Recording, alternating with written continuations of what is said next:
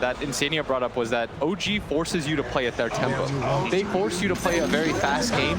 They want you to get into these silly situations where you feel like you have to dive, and they feel like they have to dive as a result. And so do you feel like LGD adjusted their draft to address that? I mean, they've got some pretty fast heroes. The Gyrocopter, one a very popular hero of this tournament, has had a lot of success. The Ember Spirit, low cooldown hero as well. The only long cooldown they have is that Tidehunter, which has been a favorite among some of the Chinese teams at this tournament. Yeah, it's been a favorite of a lot of teams just because Tidehunter, no matter what, will get his Ravage off. But OG have one of the best ways to deal with it in the Anaphasis Void. The Chronosphere, of course, doesn't really care about the Kraken Shell too much. And they've got some great heroes to follow up on it as well. They've got the Elder Titan with his Earth Splitter and Stomp. They've got Pango even being able to swashbuckle from a distance. And let's not forget about the OG Hobson Zeus, which is going to be a mid-matchup against maybe's Gyrocopter. And they're going to run a side lane Ember Spirit to dodge that matchup. I think what Psg.Lgd learned from last year is you always have to have the ability to fight OG. OG is one of the best teams at coming back from a poor laning phase. I mean, they have Thompson, who it feels like he almost always gets solo killed at some point in the lane, but it doesn't feel like it really matters because he figures out a way to win. We're going to have that forward position Pango. Or it's going to be attacking Seb's Furion at the top. Just trying to harass the Ember Spirit out of lane as much as possible. It's beat back by a pretty offensive duo with the Ember Spirit and Oracle. He can do a lot against this. See Ame just trying to get as much CS as he can, trying to deal with the treants and clear them out. Well, bottom lane, with his Faceless Void, babysat by No-Tail's Elder Titan, may not be able to provide the same kind of lane assistance that FI's Lion is going to have. With that range advantage just constantly harassing both Ana and No-Tail. That's what No-Tail's going to come in with all that spirit damage. Immediately gets stunned up. Chalice just kind of No-Tail out until the damage wears away. This bottom lane Chalice, it's getting a little bit low. He's actually turned on to FY instead. FY forces you to stun. No bash this time from Ana. Only a one bash. He already procced once. Has to be careful about pushing as there is a level of gush early by Chalice, and the time walk level 1 cooldown is so long. Yeah, he's gonna have to be a careful bidding rock comes his way while that's on cooldown, but that's what No-Tail's here for. And geez, seems like nobody can fight him. It just keeps on standing out spirit after spirit. So it looks to me, Blitz, like maybe the side lanes are going to go a little bit better for OG. How's that mid lane matchup supposed to go? Looks like maybe he's taking a huge lead already. 12-3 compared to 7-2 against top. I think this lane goes fine for the Gyrocopter. Zeus typically just sort of waits for farm. That's what Hero does. He's not meant to really win any lane, any solo kills. Because the point of the hero is that your team fight is so strong that it shouldn't matter at that point. So with the hero that we haven't seen a whole lot played in position too much, Nature's Prophet in the off lane, this hero comes with its own set of problems. I think the reason why they pick it is for that global presence with the Zeus.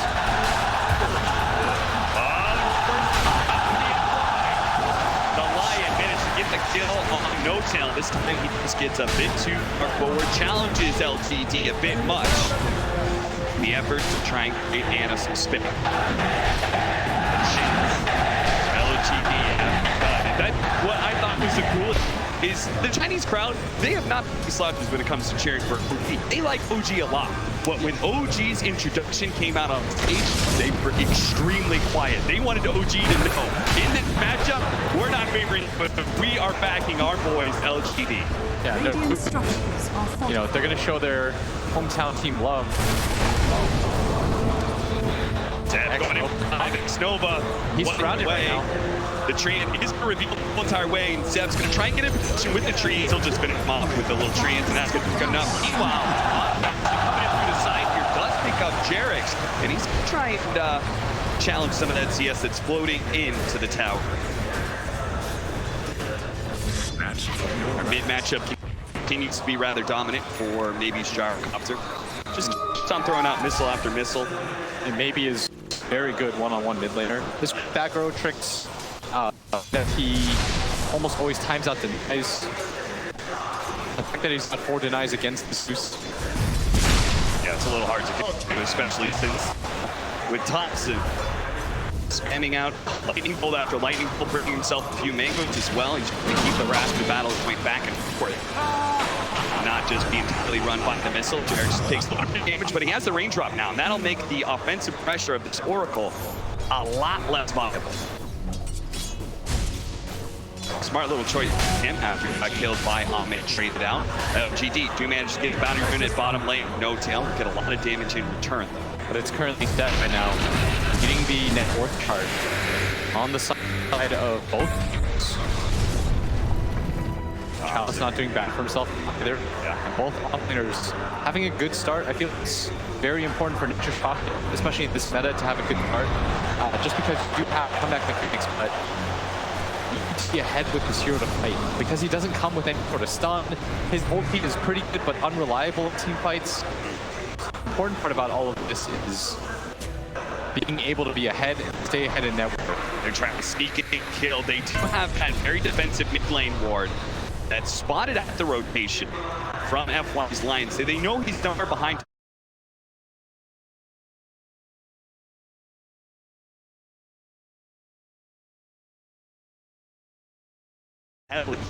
Their teamwork and communication, right? Because there are a lot of downsides to the Furion. The big advantage is this is a core Furion with so much global presence.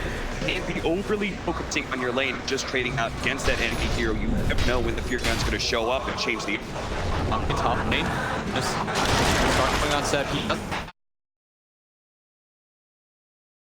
With so much global presence, you can't be overly focusing on your lane and just trading out against that enemy hero. You never know when the Furion's going to show up and change the odds. And Ame, top lane, is going to start going on set. He doesn't have any chains yet.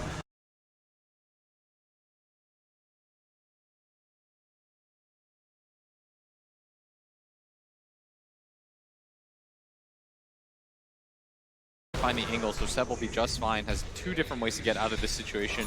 I think part of the reason why they take the MP2 though is they have an easy way to push out the lanes and start fights. Yeah. And on top of that, it just lanes well. We're certainly seeing that with Ame falling below. Ana's face is going to come see help. Good job, the ball has the baby. With the help of that ball, will get the kill. Now the pitch on Nova and the flamethrower out for Ame as well. And they'll find that observer ward that's spotted will be fine earlier. So really good speed by him. He understood that his abilities being spotted. Finds a different angle to get it. Now Jarek's going to be gone on his raindrop. It's gone. So he's going to be fully burned out by Ame. Finish off Nova. Can he stay ahead of Furion? He will. And now Zed does not have a teleport, so he knows he kind of has to battle Ame back here. But the ultimate comes out. That'll give out finish off Nova, and the flame guard will wear out for Ame. Thinking about facing down. It's just will be fine. Something we should note too is still the 42 in favor of LGD. That LGD have decided to go for. This is, I think, a direct counter division game. The type between these two teams wants to make into the enemy Zeus, and that's often in the series against EG. In fact, with that vision battle, that's why Tiny and EG. Jeez, Anchor Smasher, no. And as long as he can get those bashes, it's still going to be an incredible amount of damage.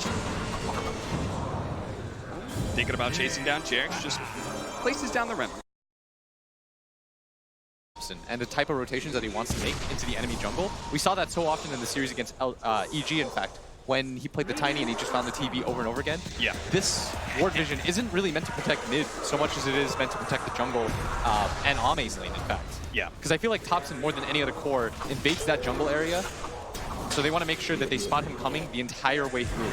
And I've noticed before, like, Thompson Zeus, he's very reliant on being able to pick up power runes and bounty runes as well. So those sort of rotations are going to be spotted out by these observer wards, at least the top half. And just by process of elimination, X-Nova, he's still blocked in, trying to eat 2 different trees, that's still not good enough. Maybe is here. They're going to try and get the kill onto Jarek, so they trade out X-Nova, run over by the Remnant.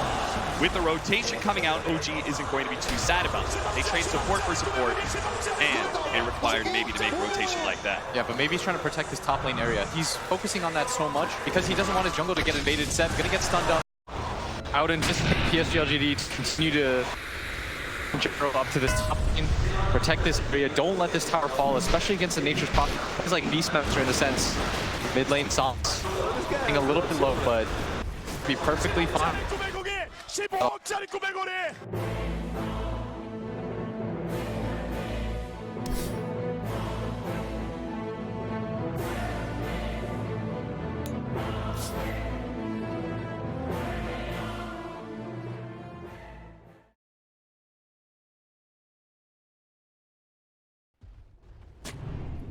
Dire are scanning. Thompson. They know they smoke, they gotta get out of here. Oh, he actually used the magic meter on himself, but there goes FY. Xnova thought he was going to be the target. Now Jerix looks to be able to pick up the bounty route in front of him and body clock Xnova as well with the Orb of Venom. Makes it very easy for Thompson to help get that kill. And now OG taking the kill score lead. Very surprised that they decided to make that play. He didn't see Thompson until the smoke broke, so that should have alerted him to the fact that there were more than one hero here. At least he should know that one support is behind him, but they still decided to take the fight. Maybe they thought with the addition of Ravage it would be enough. But Chalice was in no position to back them up. It looks like we're going to see a continuation of Thompson's earlier build, which is just running for the really fast boots of travel with the Furion. They're going to try and abuse LGD and especially this slower pace of the Tidehunter, right? Yeah, I will say though, OG, their ways to start fight start and end with Chronosphere for the most part. Maybe Jerix can get some stuff done too, but a lot is on Ana in this game. Chronosphere, of course, so good at taking every single fight. Void, I feel like, has been one of the heroes of the tournament, especially coming from a position where he was so weak, and nowadays everyone seems to love him. I think he just works so well as a counter core. Every single core in the game feels so bad about playing against him. And look at this. This is the ward that I was talking about that you were trying to protect. Protect the jungle against OG. Don't let them get in here for free. That's why Xnova was kind of positioned to be able to break smoke. Oh, he was there to break the smoke, and he now still he's gets gonna kill more, and now Derek's gonna try to take the CS. They're gonna turn into a full Derek. This is just a beauty of a team fight for OG. Taking the someone on the inside, rolling the one, nailed it, top the finish off, lightning as well. OG just perfectly execute that fight, and LGD fall apart. Oh, the timing of that was so rough for them. Dire's middle Xnova was there just to break that smoke. They have 2 wards to protect that area. Talisman against long odds. Doesn't seem to matter as OG read that perfectly. And that's all set up by Jerix as well, who getting into that position off of Swashbuckle and being able to get that kind of ward down, spotting the stacks. I mean, this ward right here, they're going to place a similar ward either in this area or this area higher up. Yeah. They always want to invade your jungle, and by taking the mid tower and pressuring this top. That lightning bolt just stalled FY long enough for Seb to complete his TP. Once they lose this top tower, Psg.Lgd is going to feel very hemmed in. You see that FY searching for it right now. They know there's vision up here. They eventually find it. But the damage has already been done. A team wipe like that, or at least close to it, leads into the mid tower being taken. And that just means rotations into your jungle are going to come harder and faster, especially at that safe lane tower. Well, you know it's eventually going to die. You try and protect it, but it's like playing against a centaur. I think you actually have to protect it in this game. Yeah. It doesn't feel good to do, but I think if Psg.Lgd lose their safe lane tower too early, they're going to lose so much map control and map pressure in this game that Seb is going to have too good of a game.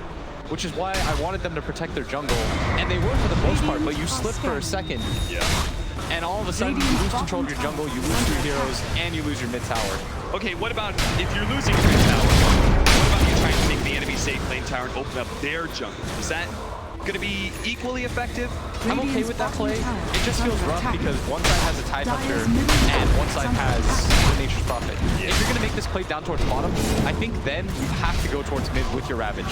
That's the only way that you can keep up with the tempo of Lotus. Look at Ahmed, he just can't stop it. The Treants, as well as Ana, will be able to finish off that safe lane tower. They just couldn't do enough to be able to stall that. So they'll trade out Tier 1 towers. As a result, OG holding a 2K gold lead to Thompson. Just doing a little bit of scouting there. I think he was maybe a bit afraid of some sort of smoke rotation or something. Xnova, he's been spotted here big time. Does manage to at least kill a wolf. He is certainly dead. They'll give that last hit to Seb as well. There's already an Orchid on Seb, 14 minutes in. Yeah. This guy's got an Orchid.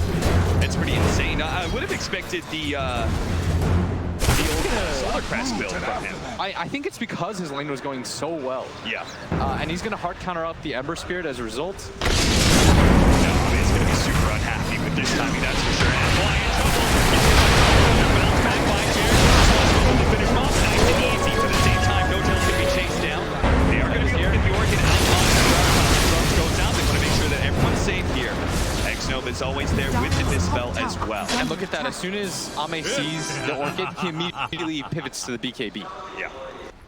I feel like he needs some sort of DPS item first, maybe even a Maelstrom into the BKB. I feel like this BKB is a little bit of a bait. It's so hard too, right? It's like he could try and depend on Xnova, but Xnova doesn't really want to play around him all the time, right? He wants to play around the gyro. Yeah. Completely right. But at the same time, if you don't go this, if you do go the BKB, hold up, bottom lane, Jarek's going to be changed here. He will have an opportunity. Oh, no, he won't. He'll just die a little bit too fast, thanks to the Finger of Death. I really feel like Psg.Lgd, they want to utilize this Ravage. Like, you want to do something with it in this game. Sometimes the threat is better, but in this game right now, OG's not really respecting the threat of the Ravage. Do you agree with that? 85-15, is this game that one-sided to OG's favor? And it starts here as Thompson. They're going to get some Thompson here with the pipe as well. They're made super tanky. And a kill streak on him as well. That's going to mean a lot for Psg.Lgd and the two heroes that collect that experience and that bounty. But bottom lane, OG is beginning to round some of these heroes. And they've been chasing down. He turns around for the Hex. That's just enough. Oh, Snell does land. Even though the Hex is there, there's no damage, there's no stunts. Now Ame, who's just mid lane, is now bottom for an opening. He's invis right now. Keeping away inside the trees. Can they find anybody who's going to go for the blind slight fist? They're pinging right now on the ground. Anna. He knows No Tail's here. Anna. He realized he just has to be on. And Rav instantly going up. They have managed to finish off No Tail again. There's no way they can go for Anna now. You're right. They wanted to be able to use that Rav. They only use it to be able to kill a 5 position. And now they're going to trade on Xnova. He gets found expertly by Jaros. And this is pretty disastrous, I think, for Psg.Lgd because they rely so heavily on the Ravage to start fights for them too. And they haven't had to use the Chronosphere. This feels a little bit rough for them. Yeah.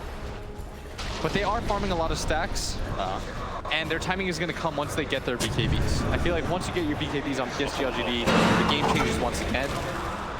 Jarex, he's been really using the mobility of his launch to get wards down that you just wouldn't normally expect, fortunately, because of that. I think these teams do expect each other's ports, though. Yeah. They've played against each other in these high-pressure situations now. This is the third time. If anybody's going to be able to see these kind of moves coming up from OG, it's got to be LGD. Yeah, and it feels like OG, it feels like they're doing the same things that they did.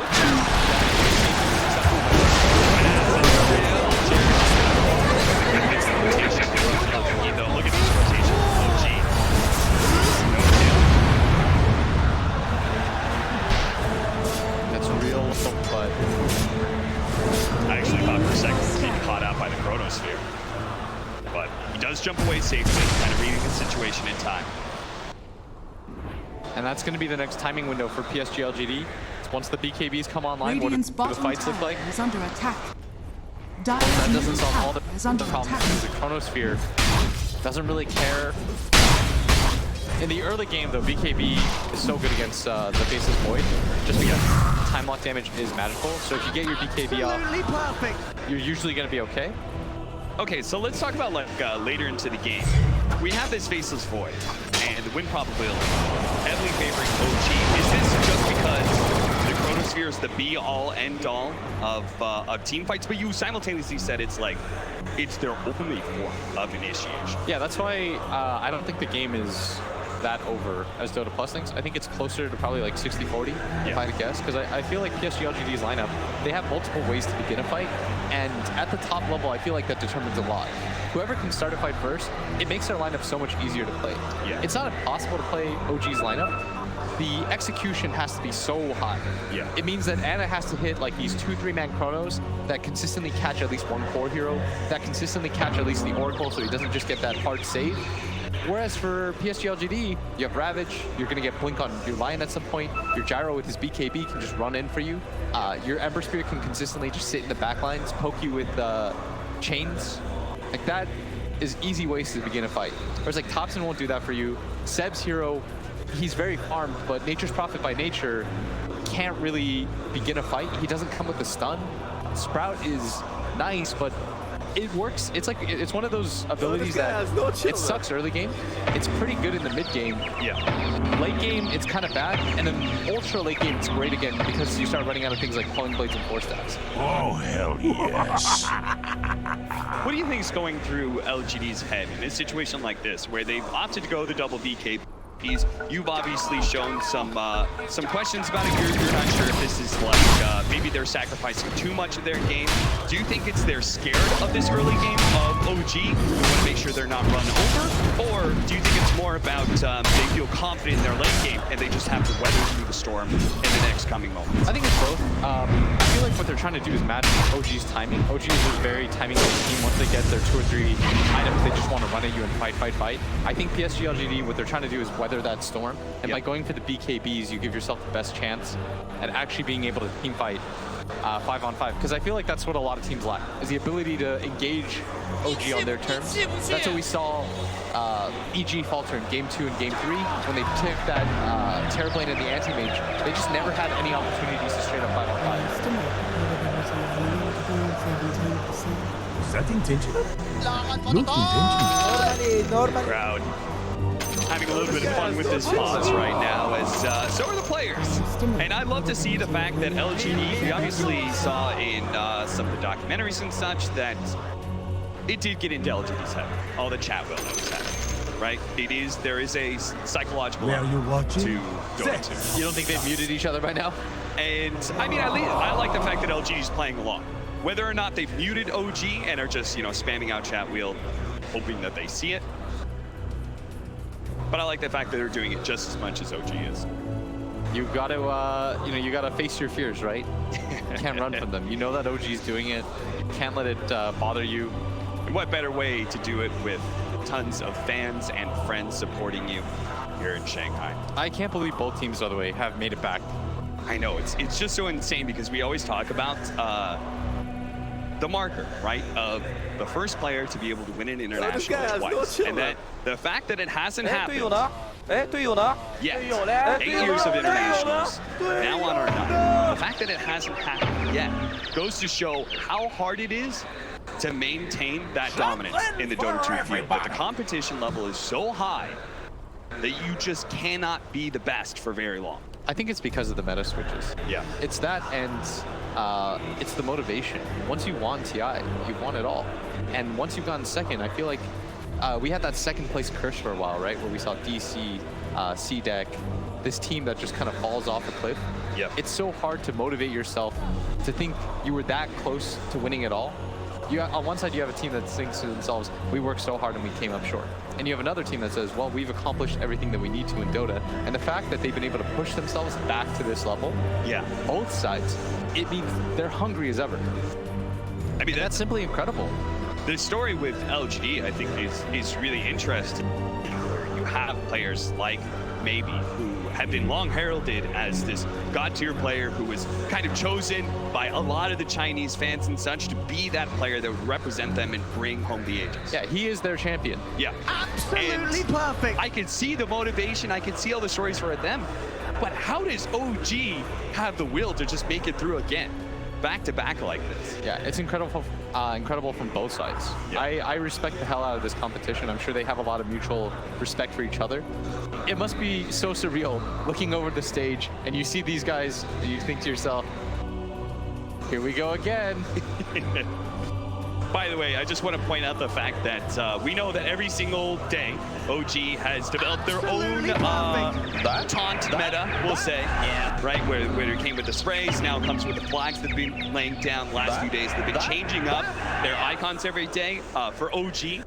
And has been just different pictures of each other from the TI. Oh, they chose each other. Shoot, yeah. So, for example, Jarex has that Topson photo where he's pointing towards the camera, sort of like an invoker. That's actually one of my favorites. I have to imagine, like, these guys, they've been on this stage before, but having a pause like this, I wonder how much of a reset, it bothers OG, who's a very momentum-based team, right? Whereas LGD obviously have yet to be able to hit their timings, and their BKB are able to plan out a little bit about what OG's next move is going to be. And it is kind of OG's, it's in their court, right? Because they have this Nature's Prophet, they have this Thompson Boots of Travel. They want to be able to outmaneuver LGD as much as possible. So the one thing about these heroes when you have Zeus and Nature's Prophet is they want to abuse the fact that they can play both. What you want to do is push in the lanes, force one hero from Psg.Lgd to come back, deal with the lanes, and as soon as that happens, you find yourself in a 4v5 situation. I think in a pure 5-on-5, it's actually really hard for OG to win team fights, unless you get like some sick chrono off. But as a whole, I think if you run it back a few times, Psg.Lgd comes out on top, which is why I think they took the Ember, because you have a hero that, because I was thinking about it, why did they take Ember over a hero like Storm, for example? Yep. And I think the reason why they took it is, this is another hero, he didn't go Boots of Travel, but he does have the ability to simply keep a Remnant near his teammates, TP back, deal with the lane, Be in come two back places, in. though. And that's why he has to go for the BKB, because at some point, OG's going to read that trap, and they're going to say, we can just bring in our Orchid Nature's Prophet +1 hero, he's going to die every single time. Yeah. So you have to get that BKB. It's not just for the team fight, it's so that you can safely push off the side lanes. It's such a cool meta that's developed in this regard. Like, that's why the draft matters so much. Like, you need some way to deal with OG's ability to just deal with the waves at all times. You don't want the waves in your face. That's how OG sets up fights. So just like we were talking about how LGD is going to identify OG's win condition in Anna's Faceless Void, how they're actually going to do this. The same's going to be happening with LGD, identifying how OG wants to move around the map and how they're going to try and counter that. Yeah, I've watched their games. Like, I don't watch a lot of replays. I like to watch the games live, but these games I study like 40 times, the finals and their upper bracket finals. Yeah. Because I found it so interesting, like the mini meta that has developed between these two teams, like why they pick the heroes that they pick. Because they've definitely developed like an internal meta, anyways. They've extended their best of like 14 across 2 different tournaments now. Is under attack. Bounty Rune's going to be split, but Ame will have the advantage of finding a double damage rune. See whether or not LGD wants to try and take a fight against OG now that they have their double BKBs, one for Gyro, one for the Ember Spirit. Thompson, meanwhile, he's got Gold Scepter plus Boots of Travel. Anna has his Hand of Midas and is going to be working on a fast diffusal blade, so he's not as reliant on bashes or chronospheres to be able to lock people down and get his damage in. After Seb finished up that Orchid, he's got a BKB on its way. So very fast timing. And you notice that OG for once, they're not just looking for the straight up 5-man. They'll just continue to poke and prod, see where the weakness is for Psg.Lgd, and as soon as they march together as 5. Is under attack. And you notice right here, Ame, he's playing away from his team. This is the correct move. Yep. Always play away from your team because you have the ability to gap close and come in to help them out. Gonna get gone on at bottom for the time being, silent stuff, but Tower is under attack. He's ready to try and finish off Seb. You use the BKB as soon as he thinks he's got Seb dead, and Seb's gonna try to rescue him. But a 1,000 gold for Ame. Holy crap. that's, and now he's level 17. Oh. He's level 17? Oh, okay. Well, that's halfway to a relic already for Ame. That's the same level as Zeus, who's got the XP talent cap, just for context. Okay. That's more than double X Novas. Well, you can see exactly why OG want to stay away from the 5-man fight right now, because Psg.Lgd, they're very strong between their double BKBs and their Blink Dagger picked up by the Hunt Hunter. The worst thing that they can happen for OG is trying to challenge Psg.Lgd and get caught into a Ravage situation. And this is why I didn't think the game was 85-15, because Psg.Lgd can just do this. They can send one hero at all times, Ame. You'll always see him be the one to push out the lanes, and as soon as he does, the rest of his team can 4-man, do whatever they feel like because they feel strong. Because they know that OG doesn't want to just get into a straight 5-on-5. And that's OG's strength, but they've gone for something a little bit different here. Maybe he's farming really fast too. Like even though he went for the straight BKB and not one of those farming items, he will have an Aghanim Scepter very soon. That's going to make this Gyrocopter extremely tanky. I think these BKBs were more picked up so in case there is a team fight, but so you can secure these towers. Yeah. When you do these tower pushes, OG, they'll see the smoke with the Zeus ulti. How do you get active change? in the lanes fast? Once you have that kind of play where you smoke up, you have an idea of what you want to go for. And something like this happens where your smoke is spotted out. Do you adapt? Do you keep on going for what your original I think you get play vision was? now. Okay, you just use this moment to be able to get vision instead of fighting. It's a little bit too obvious to get into a 5-on-5 situation. I feel like it's just awkward. The better thing to do is get vision. Because that's really all you can do. The enemy team knows that you're together. So it's best to just see where you can place wards without actually getting spotted out, and that's exactly what they do. Nova dropping sentries all over the place, making sure, and this is just one of those really common, if you're Radiant side, you've lost their safe lane tower, you're gonna try and control your own jungle area because it helps you control the lane tower as well. So he's trying to find any of those observer wards before he actually drops his own ops. Yeah, and it's actually FY that's in this top lane, so Psg.Lgd should have activated. OG's gonna look for this fight because they know that this line can't come in. At best, it's 4-on-5. That's why Ana's looking for it. Why do you think they sent the Lion back? I'm not sure. I think they were actually trying to the 5-on-5. And you saw for a second they were there as 4, and they're like, wait, the wrong hero is not here. Yeah. Anytime FY shows in a lane like that, OG's gonna smoke up and take a fight. Anytime maybe shows in a lane like that, OG will smoke up and take a fight. Yeah, because the disables are so effective against the OG heroes, right? Faces Void, you've got this Pango who can't really swashbuckle forward, has to just rely on Rolling Thunder. Yeah, I think that was a little bit of a mistake by FY, showing in that top lane. As soon as you showed in that top lane, it makes it really hard for the rest of Psg.Lgd to beat down in that bottom area. Now, Blitz, a lot of people are going to say, well, what do you mean mistake? Because nothing bad happened. We actually didn't lose any heroes as a result. Why was that bad for Psg.Lgd? Because I think they wanted to take that fight. I think they want to be in that bottom area and continue to protect their ward. If you notice, as a result of that happening, they instantly lost this ward down here at bottom. Being able to protect that ward and take a fight around that, because they place 2 sentries too, you know that OG, they don't have any vision in that camp. Like, you'll win the vision advantage in that fight alone. Yeah. And being able to fight with vision is so important for your cores. And now they're really fractured, right? As they retreated back, they naturally, like some this is what their triangle, and this is what OG is trying to take advantage of. They know, okay, they retreated, highly unlikely they all 5-man back to the same side. It's a little bit awkward for them because now whenever you have to back out like that, like you said, I really like that point, it leaves an opening. Naturally, somebody is going to go in a different direction. You have to be crazy disciplined as a team to like 5-man back in that situation. Like, sure, if you're hitting high ground, everyone knows, back together, nobody TP away foolishly, don't let them get an opening. But like in that situation, right, going from jungle to jungle, naturally people want to walk. Yeah, if you notice, the Ember Spirit is really close to a Sacred Relic, and his Radiance. You have Ame that just finished up his Aghanim Scepter. Like, these guys want items. It's human nature. You're really close to something, like just a little bit more. Yep. And he will get that Aghanim Scepter because of the way he's split up, but we'll see whether or not he gets caught. Yeah, that's the scariest part about OG is they sort of ignore that in a way. They're like, screw human nature. Yeah, because you have this Nature's Prophet that's almost close to an AC. And Toxin almost has his Aghanim Scepter, like, and they're just like, whatever, just take the fight. Yeah. The numbers advantage is too good. They could have just, you know, like, okay, like we've taken over our own jungle, let's keep farming and such. But instead, OG is the kind of team that just says, hey, they've screwed up, let's take advantage of that. How are you feeling, Blitz? Enjoying TI? Oh, I love this series. God, so good, right? If you can tell, like, I did my homework. Yes. I watched the VODs. Yep. Oh, because I wanted to know, like, what makes these teams tick. Yeah. Why is OG as good as they are? Because I feel like LGD, what they're doing is, like, they're playing into it a little bit.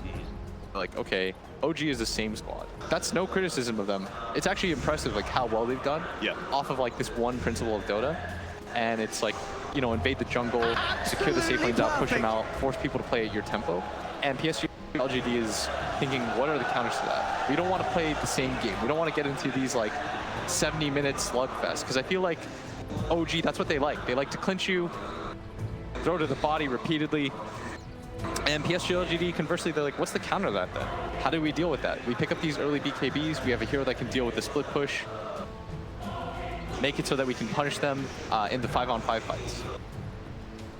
Since we are going to be here for just a bit longer, I want to tell you guys some about the atmosphere of this stadium. There's basically, there's 2 different big seating areas. One at the bottom, one at the top, and it is just packed all the way to the tip of the top of the stadium. Yeah, it's actually wild how many OG fans came out. Yeah, we had a decent number of fans right behind me, Yeah. but other than that, No, there's everywhere. There's about half the crowd, I'd say. half the crowd are cheering for OG. Yeah. They're just not near the mics. Yeah. They're just not near the crowd mics. They're a little bit further. Yeah. They got some upper seats. Don't worry, guys. yeah. Unfortunately, all the LGD fans are all at the bottom, and that's everything you hear. No, it's like, again, it was almost deathly quiet when OG came out. No booing or anything, but and I think the crowd is smart in that way. They want OG to know, like, hey, we supported you up until now, but in this series, we're definitely back in LGD. Yeah. Everyone's holding their LGD is invincible flags. Yeah, let's go ahead and take a look at some of the brackets and see how OG and LGD managed to make it this far. It was crazy how many of the same teams were showing up in that upper bracket again, right? It feels like deja vu. Last time, of course, EG, they went a little bit further, but things happen. True. They got their rematch against OG in the upper bracket semifinals, just like last year. Oh, this guy has no children. That was a real heartbreaker. Yeah. Although this time around, they kind of got crushed. The LGD versus EG game, I'm a little bit sad that one went 2-0 just because, hearing them talk about playing against each other and what that was like. I mean, they said that LGD actually, was like, they really respect each other, right? Like VG Gaming, they're a young squad, so they look up to everybody who's on the side of LGD, and now they're gonna have to ride all their hopes for a China TI. Yeah. Wasn't it Fade that was like, I'd love, he's like, my dreams to go to the finals against LGD, and then LGD wins. And then crown LGD. Very cute. And LGD, I'm sure, is feeling a lot of that pressure of being the last remaining home team. There's a lot of little stuff in that interview. So I think it was also Fade who said, like, 22 years old or something. He's like, I've been a fan of FY for 20. And I think that's something about Dota in China, right? Is that there is just a bigger legacy to be had, right? Yeah, dating back to the Dota 1 days. Now that DDC, as you know, my personal favorite player in the world, now that DDC's out, I think I might switch sides to the Chalice stream. I think that might be your new favorite. Yeah, it might be that, or like Seb. Yeah. Seb was a talent. And then he rode his way that was back. the crazy part. We worked ESL 1 Frankfurt with Seb. Dude, and now we watched him win a TI, and now we're watching him in an upper bracket fight. Deadass, he looked me in the eye. Yeah. And he said, I'm going to make it as a pro again. And I laughed. And you laughed at him? I straight up was like, oh, good luck, dude. I was like, I'll see you next TI. I was like, hell. And then, what a fool he made me. And I'm so happy for him. Could have happened to a better guy. Yeah, absolutely. I mean, it was always a pleasure to be able to work with Seb. Just, a very happy guy all around. And I think it's also really inspiring. I think it was inspiring to a lot of people. Yeah, Syndrake's back there like writing as many notes as he can about what happened. It's like, what did he do at these events? How did he get the motivation? Well, Syndrake, first thing, you have to become a coach. Yes. That was the first step, right? And just coming back and being a coach. And that's we're going to get back into the game. Back into it. OG versus LG, game 1. We are 24 minutes in. OG have a 1,000 net worth lead. They have a combo between Furion plus a Boots, a Travel, Tops, and Zeus. We are closing in on some very key items. Bottom lane. Bleeding out death, though, with his early BKB. Again, he got the Orchid super fast, so BKB had it about 23 minutes. Match that tempo. Last time Ame challenged him in that 1v1 and he gave away 1,000 gold. Seb was just a little bit shy of the BKB, but this time he's got it. It probably tips you off to the fact that you're the highest net worth here in the game. You see that 1,000? Yeah, it's one of those things. You don't really know that information until perhaps it's too late. Batting Ritz on the ground. Psg.Lgd scrambling to grab everything on the bottom lane. OG did not get the chance to be able to punish maybe in his positioning, so he does pick up the Aghanim Scepter. And even popping the Shrine, even though he was about 3/4 full. Just gonna top things off, get some fresh fuel for the fight to come. I love when people hold on to bangers, by the way. Let it percolate. Why though? It doesn't do anything. Once you put it into your bottle, it's based off the time you picked it up. I know, but it's cool. It's cool? It's like you've got a gold explosion. Guys, I don't have buyback. Someone use your bottle bounty room. Well, as soon as he hits like 1,200 gold, he's gonna pop it. Okay. It's gonna be that surprise. Alright, they're gonna go for. I'd like to see him Remnant back TP, help his team. Yeah. Deal with that top lane push. It is a big push. This is your job right now as Ame. Letting anybody else do this job, no. It's purely for him. Stay down here as 4 on the side of Psg.Lgd. Stick around, let him get his Radiance. Anna's kind of sticking around, right? He may try and go for the Chronosphere onto Ame. Yeah, they're gonna TP in with the Nature Prod. He goes straight up the Chronosphere. The TP coming in for the Furion just outside of 8 2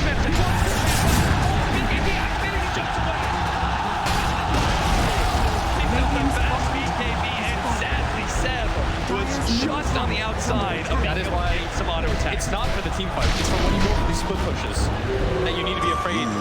And Seb, if he TPs on the other side, they definitely get that kill. Yeah. And he was stuck in a situation where he was already TPing basically at the same time the fight was down. So he was like, I shouldn't really cancel this and replace it. Oh, that was such a sick trap. By getting punished for that now, losing the bottom tier 2 tower, you can put even pressure. And this is the worst thing as a Nature's Prophet. Once you lose your tier 2 towers, the potential for trading racks is always available to them. And because you have this Ember Spirit, it's even harder to just go for a 1-for-1 rack trade. Right. So if Psg.Lgd feels stronger, they'll just go for it. And they should be picking up the pace right about now. They just got their Radiance. They know they're so good. You go for it right now. There's no better time to go for it, and that's why they're just trying to, they're not going for the kill at all, but they're just trying to push Chalice back, make him so he's low enough, he doesn't feel comfortable leading an engagement. They push out mid, which is going to make this smoke a little bit more obvious. They use the Orchid onto Ame. He's obviously fine. He will hold on to his beacon as well. Psg.Lgd, they're going to be spotted. Thunder God's Wrath, just as we were talking about that mid lane push, pushing Chalice back, pushing the wave in, makes that obvious. They read exactly where Psg.Lgd is put. LGD still going to go for it. His Chalice going to wrap around with that fly behind the tier 1 tower. He's going to jump for it. Catching no kill. Long difference already. He's going to hit F-Fly. As well as stuff that they're going to be able to bring down one support at least. Chalice left in an awkward position here, but maybe focusing on that objective. OG, a little bit skittish about taking the fight. They've got 15 seconds on the Chronosphere, and that's why not. Maybe they're going to try to find the high ground. He's going to use the ult. Doesn't actually catch out. Now they only managed to finish up Derek. They're going to jump over the triangle. Thompson is sitting on. They're going to try and help out for Thompson here. Use the they're on themselves. Jericho trying to keep away from Mano. All that visible damage. They're going to just keep out. They're on the run. Himself finish up Mano. Mano will finish off the gyro in turn. Ame, he does have a lot of damage though with that Radiance. Can they chase down Ame? Seven still strong. Change instead to go for the support. He's got Seth and but he will get 2 kills for the team. And that was the buyback from Jerex. Fantastic fight from Psg.Lgd. That all comes down to X-Nova's positioning. They all leaned on him while they were killing the core from the backline of OG. And once you get on top of the Zeus, the team fight feels completely over.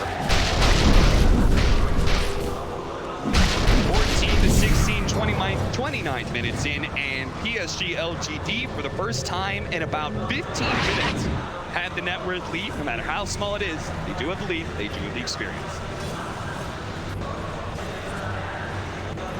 The Chronosphere being used in that last fight as well, that's going to give Psg.Lgd a lot of confidence to keep this going. They need Ravage though in 70 seconds. Should feel really strong right now. It's so hard for OG to take a fight. Like I said, straight up 5-on-5s, OG will lose. Even with Chronos, OG hit a 2-man Chrono onto both cores and it doesn't matter. So X-Nova, there's a lot of ways that Oracle's trying to solve the problem, which is you've got a target. Everyone's going to try and chase you down. And a lot of them go for Glimmer Caves, Blink Daggers, maybe an Ether Lens to help with cast range. But here, because of the global presence of Furion plus Zeus, we've got X-Nova trying to rush an A on this, which is a really smart decision, I think. It also makes it so that if you do get chronoed with one of your two cores, you'll never be focused down. Yeah. It just wastes more and more time from Ana. And I think for PSG.Lgd, the longer the fight lasts, because you have a core that can consistently catch up to the enemy team and comes with his own stun, you're going to be stronger. Which is wild to think about, considering Zeus is one of the best. Yeah, that is one thing. The only thing that really can stop that longer team fight going in favor of LGD has got to be Thompson, and that's why they've been trying to focus him down so much. He needs a blink dagger. 20. That's what he's going for. Is that blink dagger again? The Orchid, but again, Ame doesn't care. In fact, he almost has an Aghanim Scepter already. He needs to outplay right now, Thompson. Yeah. Get the blink dagger. Figure out your positioning in team fights to be able to get in and out.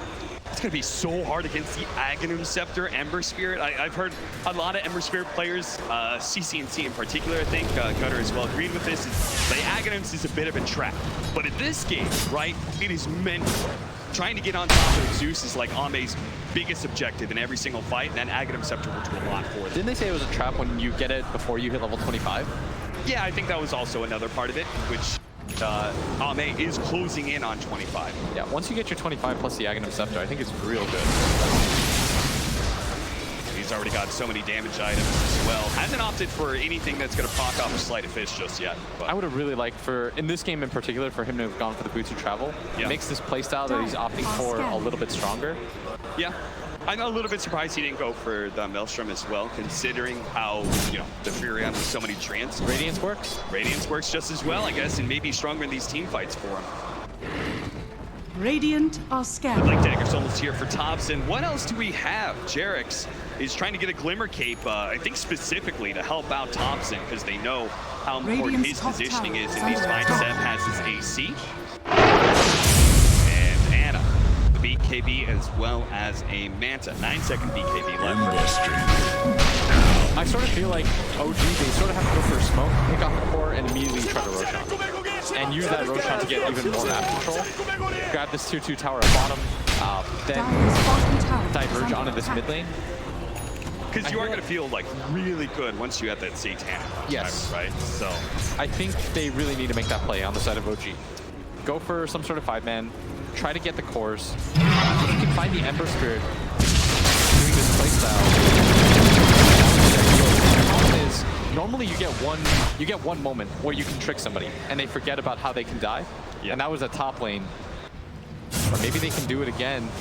Ame, if he's going to stick around for the next week, he could just die. 100 HP. Can he actually live through all this? They're going to with the man. Ana just cleaned him up so quick. Go Roche, go Roche. Go Roche.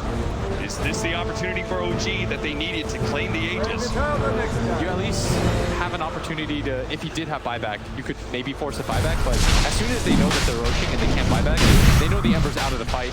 Yeah. They didn't go for a smoke, but it's the same idea.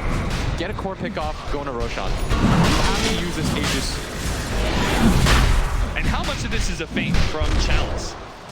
Is he just recommending, hey, Ember Spirit could come back, we've got to get out of this pit? Or does he actually think they can win a 5 versus 4? I don't think they can win a 5 versus 4. They're going to stall it up as long as they can. But once they see FY at top lane, they're going to just walk back into the Roshan pit. Yeah. They know this isn't a real fight. This is sort of just buying them at the time. OG are doing a really good job of making the most of this, right? With the push on the top lane in tier 2. Leave the tier 1 at bottom. Actually, a small Chalice. Oh, this guy has no chill. Yeah, what they're trying to do is buy time to Ember Spirit. There's about still a 25-second window. Seb is now here with his AC. All right, if OG was going to come in, they have to do it now. At 20 seconds. Nice defense by PSG.Lgd. Yeah, that was so smart of Chalice. Chalice just walks in. He knows there's no chrono. He can't die.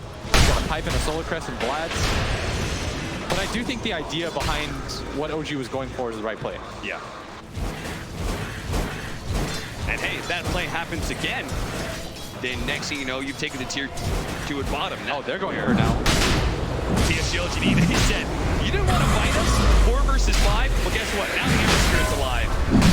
And we don't think you're going to fight us for this. They got to wait out chrono, too. 10 seconds left, so it is going to be up. PSG.Lgd, because they've got this this mechanic, I think they feel a little bit too overconfident. They've got to be careful. If this Faceless Void engages, he's looking for the angle right now. He sees 2 cores for the time being. but both teams just playing around this area. Both loath to just give it up. Roshan is getting so low bit by bit that eventually someone's going to fully commit to it. And we'll get the pick off. That's going to start with FY. Now the Orchid onto the Tidehunter to prevent any sort of Ravage. As the OG get a little bit too close. Watermelon. This Ana making way up.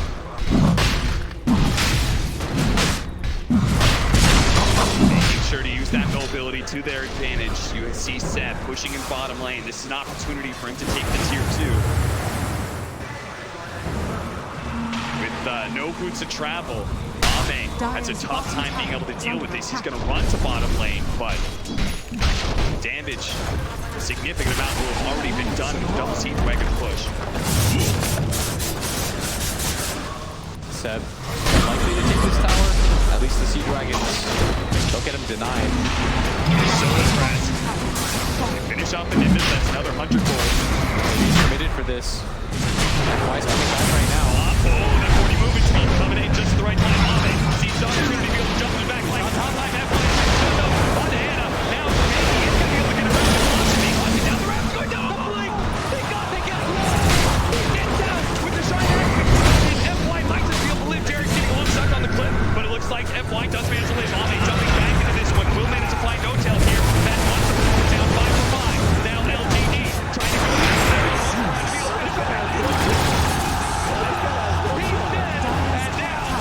He does have buyback. He's going to commit to it right now if he's going to do it. He does have TV scroll up. He's going to commit now with a stomp, landing on a 3. Can maybe finish this one up. So low.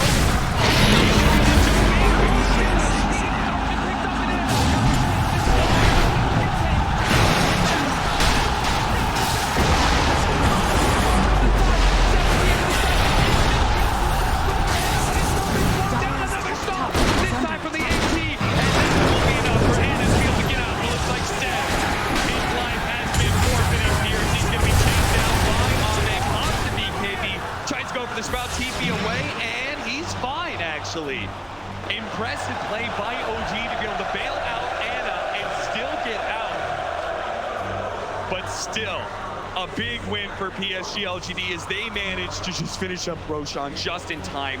I mean, the ball's a maybe there to say, I'm going to pop EKB and I'm finishing up this Roshan, even as Ana's buying back and trying to TP in. Oh, that was so rough. I actually thought that fight was going to go okay for OG. After they went on Thompson and Thompson outplays them, duels into the blink, he dodges the Ravage, he goes right, the Ember Spirit think he walked up.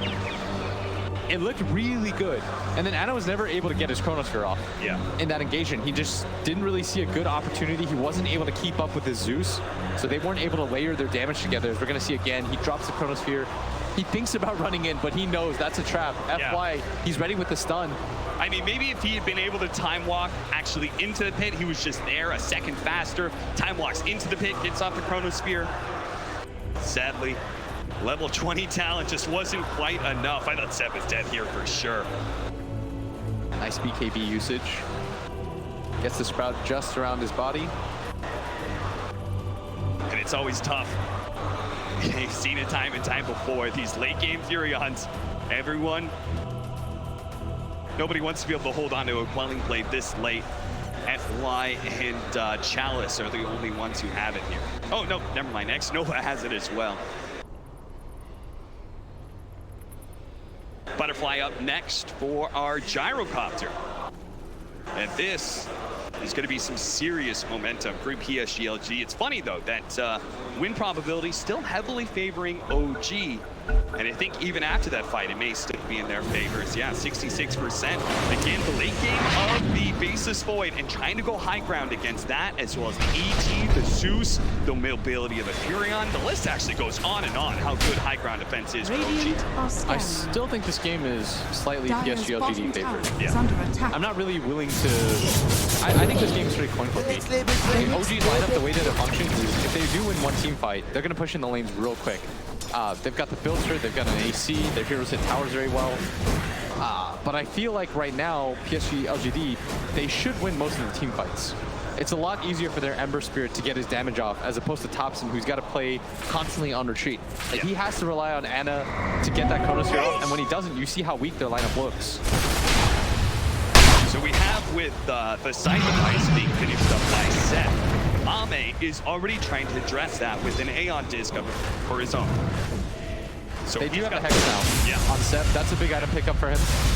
So that's why he's trying to go for that Aeon disc, because the BKB may not be enough anymore. Dire's middle tower He is under still needs to be attack. able to address that split push from OG, even if they have the team fight locked in, especially with the Aegis on maybe right now. They have to make sure they are not outmaneuvered by OG, because they've done that so many times in the past and so many times at this international as well. Part of what their aggression, why it looks so good, right, is being able to, first of all, put the enemy team in the wrong place, wrong part of the map, then force that fight, a shadow play for Seb, just to help him get that side device off.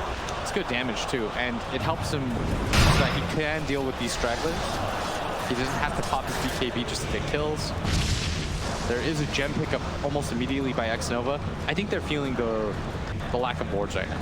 Like I think they've accepted that they're never going to get wards out for very long, but they also have to take away OG's vision if they can. That's where OG's lineup is still pretty potent. Dire's middle It's so tower hard against is a under Furion, attack. right?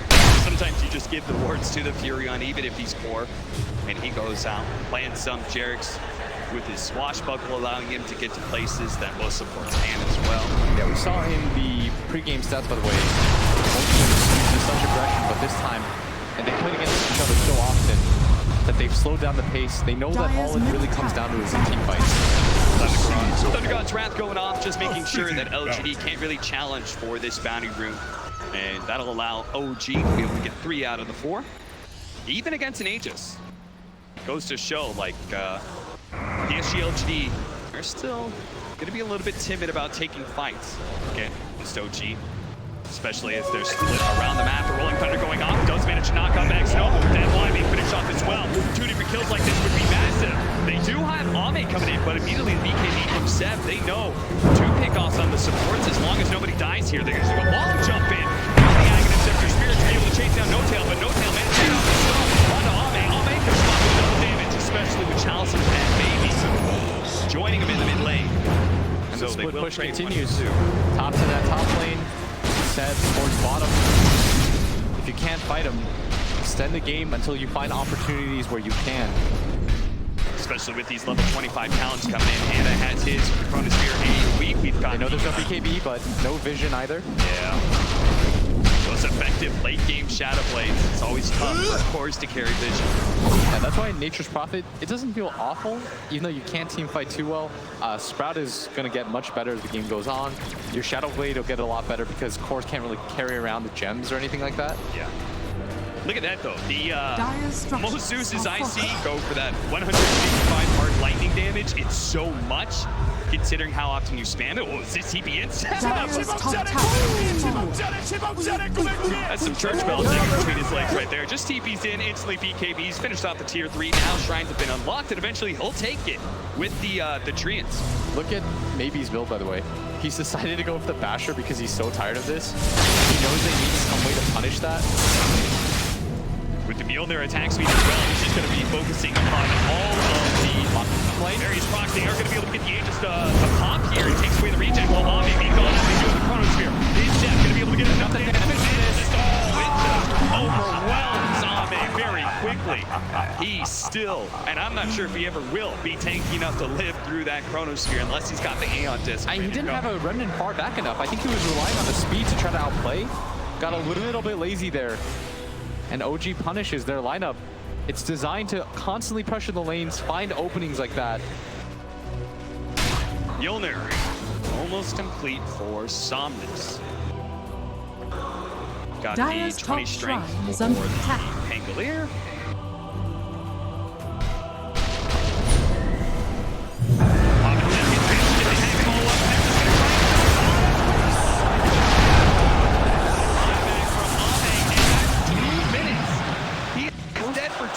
Now off of the buyback around Roshan, and LGD know about that.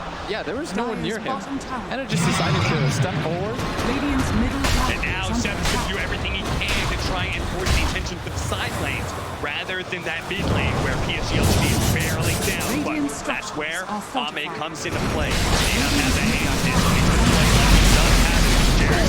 Rolling in with this Glimmer King in this ball. Not really doing a whole lot, especially since they have Mr. down at 2. He's about to run this down. Too late, no damage being dealt, and Somnus can now turn all of his attention into tier 3. 80 seconds left for Anna's revival here.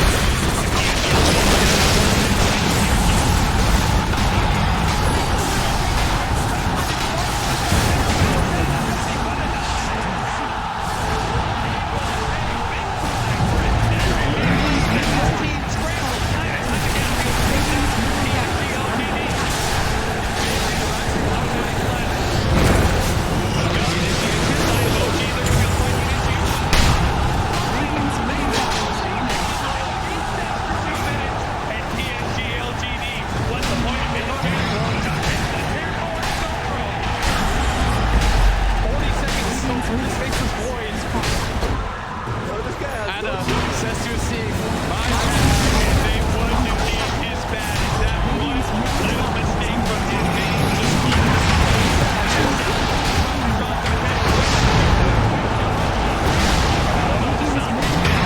Out here, 15 seconds, but thrown being just poked away by Somnus and doing so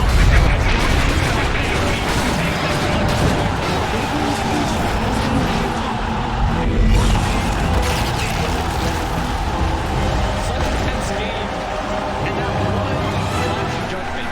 Yeah. This is what is going to determine the victory between these two teams who are so evenly matched for 40 minutes. One slip up and